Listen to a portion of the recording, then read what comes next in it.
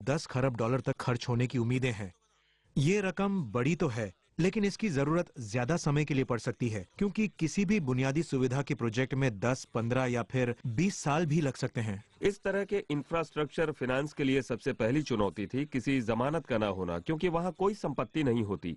ये manufacturing unit की तरह तो होती नहीं, जहाँ काफी संपत्तियां होती हैं और तकरीबन हमेशा रहती हैं। ऐसे मामलों में थोड़ी रियायत देनी पड़ती है, जहाँ आप चीजों के मालिक बनते हैं, फिर उससे चलाते हैं और फिर पैसा लौटाना शुरू करते हैं। बंदरगाहों की कमाई शुरू होने में लंबा समय लगता है, इसलिए उन्हें बनाने और रोजमर्रा के खर्चों के लिए बहुत बड़ी रकम चाहिए, कई अरब डॉलर। सरकार के नियम इन्वेस्टमेंट को और भी मुश्किल बना सकते हैं।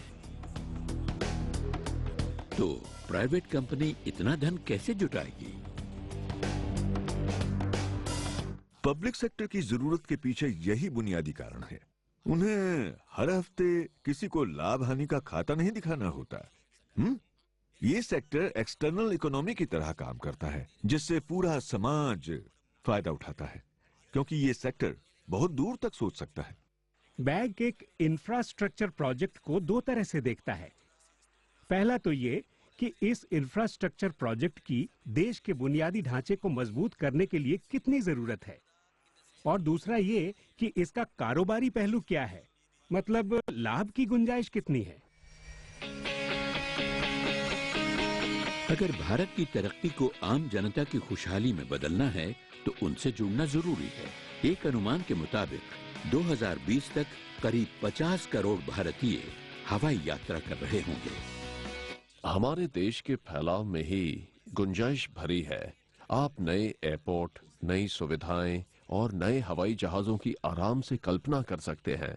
आप दुनिया में कहीं भी नजर दौड़ाएं, चीन को भी देखें, तो आपको यहाँ जैसी भरपूर गुंजाइश और कहीं नजर नहीं आएगी। पिछले 6 सालों में यहाँ काफी सुधार हुए हैं, ये हम सभी जानते हैं, पर अभी भी बहुत कुछ करना बाकी है। अगर आप अमेरिका की तरक्की को देखें तो उन्होंने बॉन्ड्स के जरिए धन जुटाया था।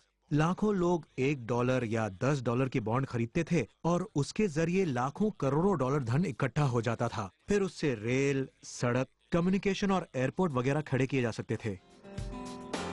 भारत में इंफ्रास्ट्रक्चर के लिए सीमित बॉन्ड व्यवस्था के कारण स्टेट बैंक ने पूंजी बाजार के जरिए नई तरह के खास फंड तैयार किए। हमें पूंजी बाजार की जरूरत है, विकास के लिए फंड की जरूरत है। हमारे लिए अंदरूनी तौर पर धन जुटाना मुमकिन नहीं था, इसलिए एसबीआई हमारा मुख्य पार्टनर बना।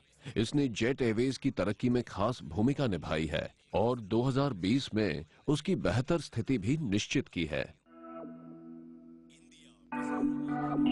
भारत देश को विशाल प्राकृतिक संसाधनों का वरदान प्राप्त है, लेकिन हमारे विकास ने ऊर्जा की जरूरत के लिए उन पर भारी दबाव डाला है।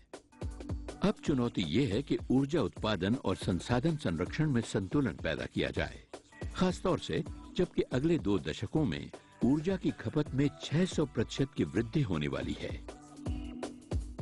कई विकसित और परिपक्व अर्थव्यवस्थाओं के आधुनिक और अधिक किफायती होने का एक कारण ये भी है कि उनके पास हर तरह की ऊर्जा काफी सारी है। हर तरह की ऊर्जा मतलब तेल, गैस, खनिज और न्यूक्लियर। हमारे पास पर्याप्त ऊर्जा नहीं है। ये हैं तुलसी तांती, सुजलॉन एनर्जी लिमिटेड के संस्थापक और चेयरमैन। ये भारत की तीसरी बड़ी पवन ऊर्जा कंपनी है। वन अर्थ पूना में सुजलॉन का ग्लोबल हेडक्वार्टर।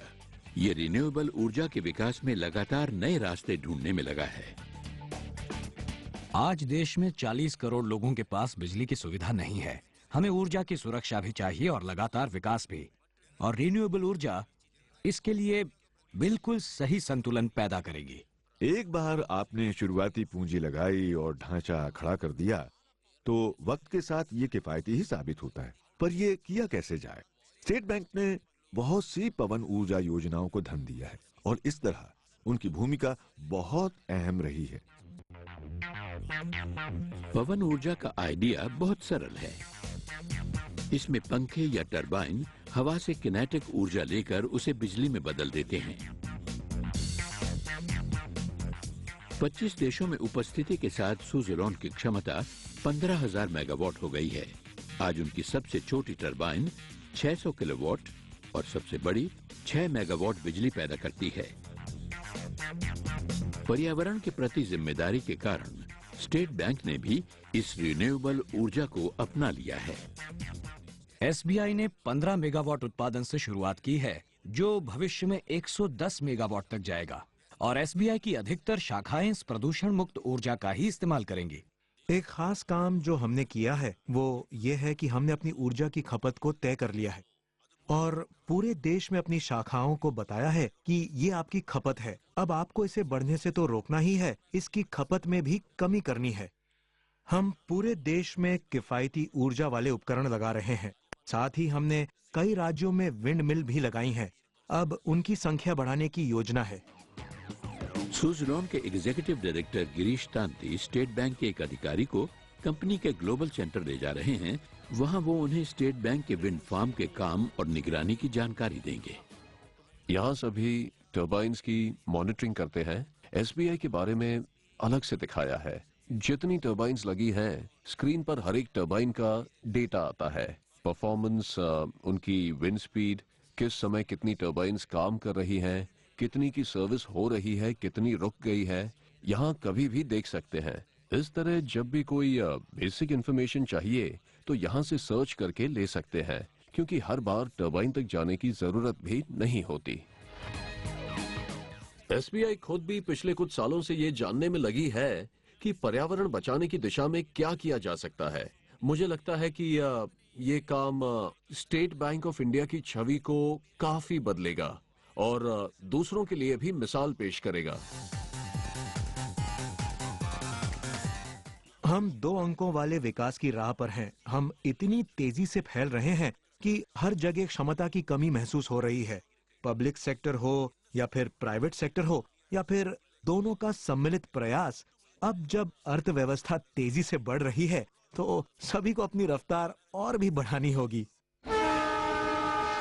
संजीव रेस्टोरेंट खोल रहा है, तो सोच रहा हूँ पार्टनर बनके थोड़ा पैसा लगा देता हूँ। No.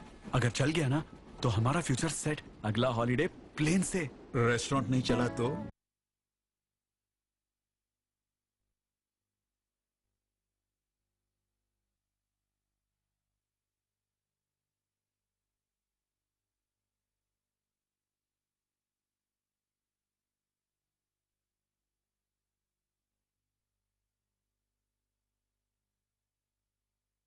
तक पहुंच गई है।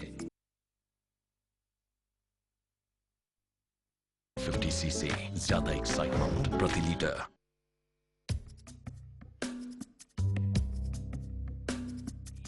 आज देश के खुशहाली शहरों से गांव तक पहुंच गई है। देश की 70% आबादी गांव में रहती है और वहां अब जो आधुनिकता दिखाई देती है पहले कभी नहीं थी। आज के भारत में ग्रामीण विकास बेहद अहम है। लगातार होते विकास की दर शहरों और महानगरों के मुकाबले गांवों में कहीं ज्यादा है। अगर आप वर्ष 2008 से 2009 और 2009 से 2010 पर नजर डालें तो बड़ी बड़ी कंपनियां आपको बताएंगी कि उनकी बिक्री का एक बड़ा हिस्सा गांवों से ही आता है। आप ऐसा मॉडल नहीं अपना सकते जहां गरीबों को पूरी तरह अलग रखा जाए। भारत में इस गलती की काफी गुंजाइश रहती है। जहां पूरी जनसंख्या 120 करोड़ हो और उसका 30% मिडिल क्लास हो, वहां आप उन्हीं के सहारे 9 से 10% विकास हासिल कर संतुष्ट हो सकते हैं। बाकी 70% को छूने तक की जरूरत महसूस नहीं होगी। पर यह सही मॉडल नहीं होगा।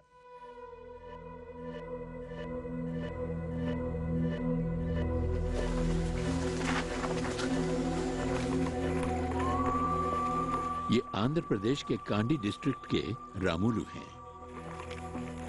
हमारे गांव में बहुत से सूदखोर थे। वो हमें तब तक कर्ज नहीं देते थे जब तक कि हम अपनी जमीन जायदाद के कागजात गिरवी नहीं रख देते थे। फिर भी वो हमें मुश्किल से पैसा देते थे और वो भी बहुत ऊंचे ब्याज पर। रोटी ही खाना मुश्किल होता था।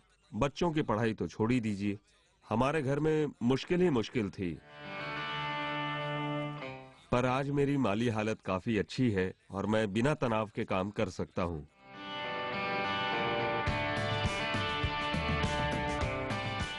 उनकी कहानी सूदखोर की बेड़ियों से मुक्ति की कहानी है। ये मुक्ति उन्हें उस संस्थान के जरिए मिली है जो खुद उनके दरवाजे पर पहुंचा है।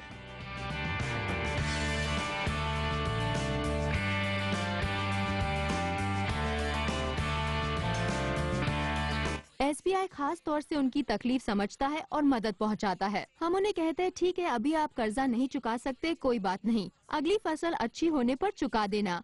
पर इस बीच हम उन्हें फसल के लिए और कर्जा देना बंद नहीं करते।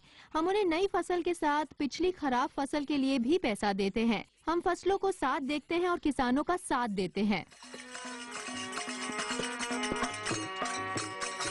आज गणेश चतुर्थी है और गांव वाले घर घर में खुशहाली आने का जश्न मना रहे हैं। कर्ज मिलने के नए तरीकों ने उनकी मेहनत को पंख लगा दिए हैं, लेकिन ये बदलाव का बहुत ही छोटा सा अंश है।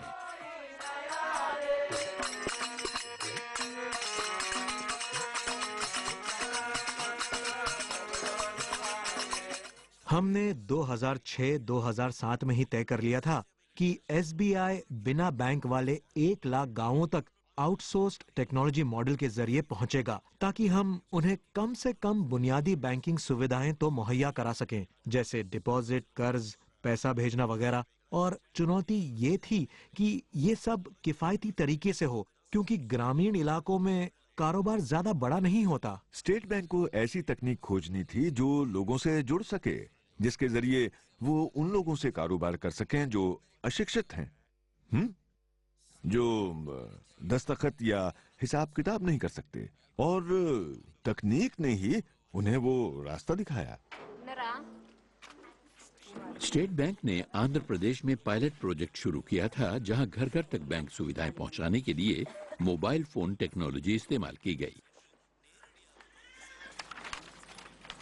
इसके लिए बस एक बायोमेट्रिक स्कैनर और मोबाइल फोन की जरूरत थी। इससे शिक्षा, पहुंच और उम्र की अड़चनें दूर हो गईं और एक नए तरीके से गांव वालों की जरूरतें पूरी होने लगी। ये था टाइनी कार्ड प्रोजेक्ट।